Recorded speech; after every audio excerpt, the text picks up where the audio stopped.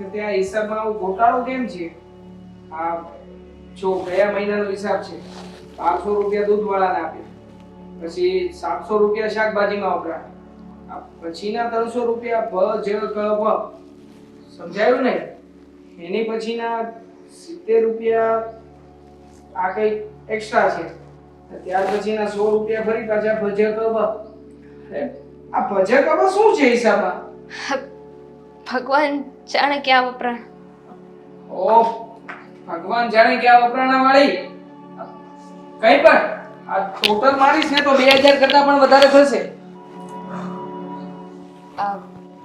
પાણી ચા કઈ લાવું તમારા માટે? મોટા ભાઈ શું થયું? આ કેમ ટેન્શનમાં છો? કઈ પ્રોબ્લેમ જેવું છે? લાગે છે કે પહેલી સાથે ઝઘડો થયો હશે. હા, નામ ન લેતી એનું. બહુ મોટો ઝઘડો થયો છે. મોટા ભાઈ ડિવોર્સ થઈ ગયા લગ્ન પહેલા જ. એવું બોલમાં જો ભાઈ, આવું નાના મોટી ઝઘડા તો ચાલ્યા કરે. હા. અમે છીએ ને, અમે વાત કરી લઈશું. હા, આવું થાય જ તે હસબન્ડ વાઈફ ની વચ્ચે. બહુ ટેન્શન નહીં લેવાનું, મતલબ ફ્યુચર હસબન્ડ વાઈફ એમ.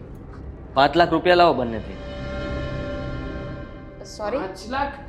હા, બંને થઈને અમે લોકો ક્યાંથી કાઢીએ 5 લાખ રૂપિયા? અરે 5 લાખ રૂપિયા હોય તો આવા ઘરમાં રહી કોણ?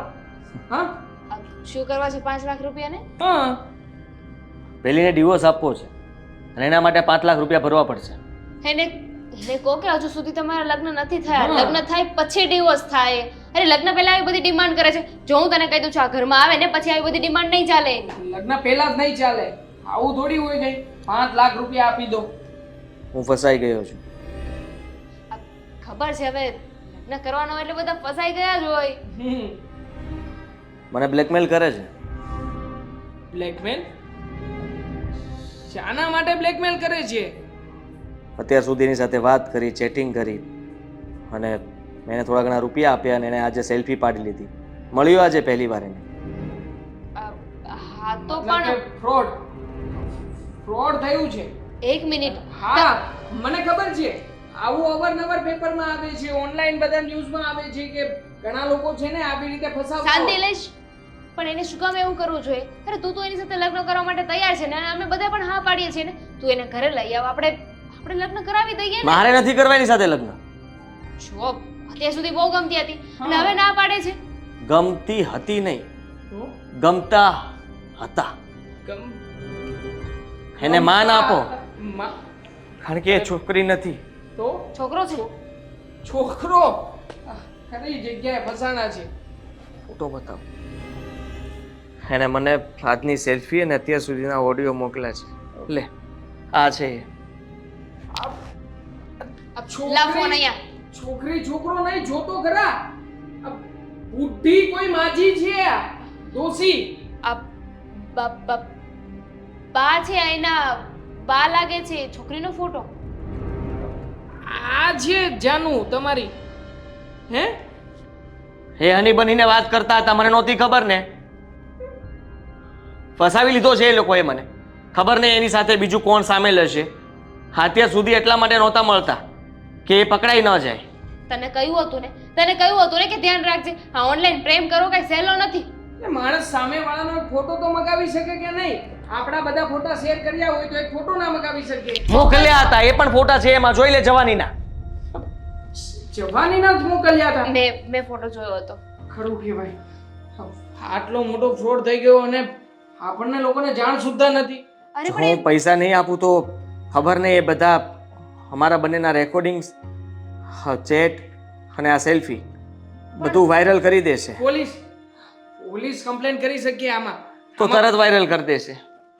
એને કહ્યું છે કે જો તમે પોલીસમાં જઈને ફરિયાદ કરશો તો મને કોઈ જ ફરક નથી પડતો.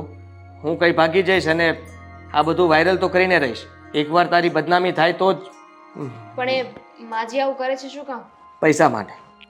એને ચોખ્ખું કહ્યું કે હું આ 28મો હોય, 27 એ પહેલા એના પ્રેમી રહી ચૂક્યા છે ને હું 28મો. 20 અને 28 માં તમે ખરેખર આ ઉંમરે પૈસાને ગળે બાંધીને જવા છે એમને? અને થાર લેવી છે. એને થાર લેવી છે. સિરિયસલી? પણ થાર એમને લેવી છે તો પછી તમારી જેવા લોકોને લૂંટશે ત્યારે જ લઈ શકશે ને. હા, અને હું છે ને એને પૈસા ગમે ત્યાંથી આપી દેવાનો છું, પણ હવે બીજી વાર ક્યારે આવી ભૂલ નહીં કરું. મહેનતના પૈસા છે ને કોઈને આપવાની જરૂર નથી. અરે વાયરલ કરી કરીને શું કરશે? અરે યાર એમાં પર્સનલી વાતો કરેલી હોય, શું કરશે એટલે?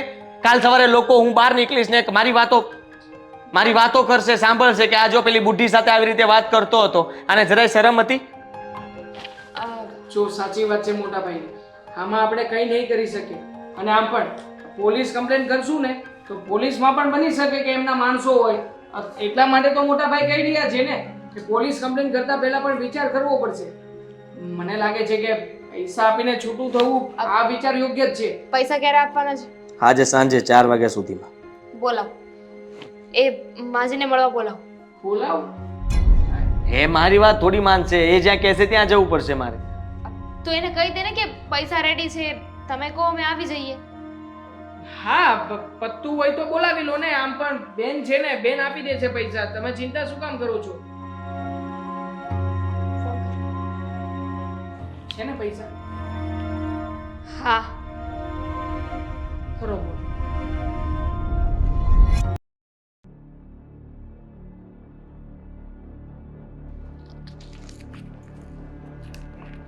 મને અહીંયા કેમ બોલાવી? મેં કીધું છે ને કે જ્યાં હું બોલાવું ત્યાં તારે આવવાનું, તો અહીંયા કેમ? ઘરે કોઈ નહોતું એટલે મને થયું કે હું બહાર તમને રૂપિયા આપવા આવું અને કંઈ પ્રોબ્લેમ થાય, કોઈ જોઈ જાય, એના કરતાં સારું ને કે ઘરે કોઈને ખબર પણ ન પડે ને છુપાઈને તમને રૂપિયા આપી દઉં. હા, રૂપિયા મારી પાસે જ છે. કેટલા છે? જુઓ, મહેમાન ભેગા કરીને 3.5 લાખ રૂપિયા જેવું છે. બાકીના પછી હું આપી દઈશ. પછી એટલે ક્યારે? હા, ફરી પાછા થોડો સમય આપો, ભેગા કરીને તમને આપી દઈશ. પણ તમે આ ખોટું કર્યું. તમે આવું શું કામ કર્યું? અને જ્યારે પહેલી વાર તમારો મેસેજ આવ્યો ત્યારે તમે વિચાર્યું જ હશે ને કે હું તમારા આ જાળમાં ફસાઈ જઈશ. જાળમાં ફસાઈ જઈશ? તું ફસાયો? તને એકે વાર એવું ન થયું કે હું જેની સાથે ચેટ કરું છું, જેની સાથે રાત બેરાત ગમે ત્યારે વાતો કરું છું, તો એકવાર એને મળવું જોઈએ, એકવાર એની પાસે જવું જોઈએ? તને એવો ક્યારેય વિચાર ના આવે? મેં તો કેટલી વાર તમને મળવા માટે રૂપિયા આપ્યા હતા, પણ તમે ટિકિટના બહાને આ કોઈ જગ્યાએ છુપાઈને બેસીને ફોનમાં વાત કરતા હતા. કોઈ દિવસ તમે સામે તો આવ્યા જ નહોતા, કારણ કે તમે સામે આવવા નહોતા માગતા. તમે વિચારેલું હતું ને કે જ્યારે સામે આવશો ત્યારે છેલ્લો દિવસ હશે. હા, તું છે તો સમજદાર. જ્યારે આપણી પહેલી મુલાકાત થઈ ફેસબુક પર, તને શું લાગે છે? તે મને શોધી કાઢી એમ? ના, ઘણા બધાને શોધતી હતી. એમાં તારો ચહેરો મને ગમી ગયો, અને એ ગમી ગયો એટલે મને લાગ્યું કે મારો ખોરાક મને મળી ગયો. અને બસ તે દિવસથી આપણે બંને પહેલાં વાતોમાં રહ્યા, અને પછી લાગ્યું કે હવે મળવાના બહાને હું આની પાસેથી થોડા ઘણા પૈસાની શરૂઆત કરી દઉં, અને મેં કરી દીધી. અને તને શું લાગે છે કે તું આ મારા માટે પહેલો હતો? નહીં, તારી પહેલાં 27 જણા હતા, અને 27 મોં માગ્યા રૂપિયા આપ્યા છે. પણ ત્યાં હું થોડીક હારી જતી હતી. શું કામ ખબર છે? એ લોકો સમજી જતા હતા કે મારો ધંધો જ આ છે, જુવાન છોકરાઓને ફસાવાનો અને પછી પૈસા પડાવવાનો. એટલે એ લોકો તો કાં તો ગુંડાગીર્દીથી અને કાં તો પોલીસના નામે મને પૈસા નહોતા આપતા. પણ તારામાં મેં કંઈક જોયું કે તું તો મારો થવા માટે કંઈ પણ લૂંટાવી શકે.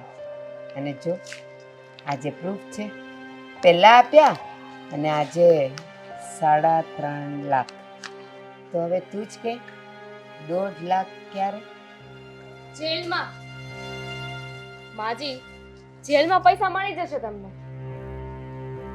તું તો કહેતો તો કે ઘરમાં કોઈ નથી. આ લોકો કોણ છે? હા, મારી બેન ને અમારો ભાઈ નાનો. નમસ્તે. ખરેખર અમે લોકો અહીંયા જ હતા. આ તમે જે કંઈ પણ બોલ્યા છો ને એ બધી વાતો સાંભળી લીધી, અને ખબર પણ પડી ગઈ કે મારા ભાઈનો આમાં કોઈ વાંક નહોતો. વાંક તો તમારો જ હતો. તમે ફસાવતા હતા મારા ભાઈને. માજી જરાક ઉંમરનો તો ખ્યાલ રાખો તો. અરે તમને શરમ નથી આવતી? આ તમે જે 27 છોકરાની વાત કરી ને એ તમારા દીકરા સમાના હતા. એ લોકોને ફસાવતા લૂંટતા તમને એકવાર વિચાર ના આવ્યો? ના, કારણ કે હું તો ખાલી દાણા નાખતી હતી, એ લોકો જાતે આવતા હતા.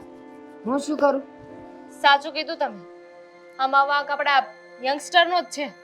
જુઓ ને, આપણી સાથે કોઈ બે ચાર મીઠી વાત કરે ને તો એમની વાતોમાં આવી જઈએ. પૈસા તો હવે તમને નહીં મળે.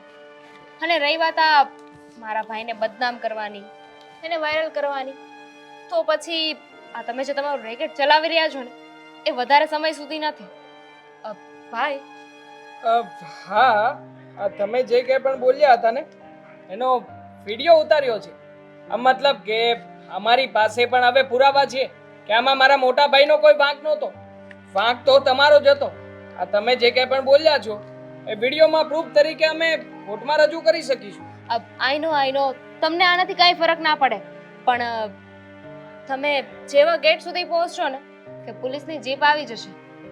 ઓલરેડી પોલીસ સાથે બધી વાત થઈ ગઈ છે અને અમારી પાસે પ્રૂફ પણ છે. એટલે હવે તમે ન તો મારા ભાઈને લૂંટી શકશો કે ના એના જેવા બીજા કોઈને. એવું નહીં બને, કારણ કે પોલીસ મારા ખિસ્સામાં છે. એ લોકોને હપ્તા પહોંચે છે દર અઠવાડિયે. એટલે તમે એવું નહીં સમજતા કે આ 5 લાખ અહીંયાથી લઉં છું તો 5 મારા ખિસ્સામાં જાય છે.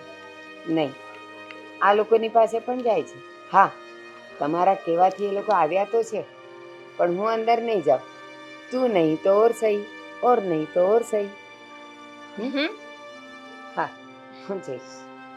ચાલો મળીએ. અને આ તો તમે નહીં આપો પણ આપશો જ, મને ખબર છે.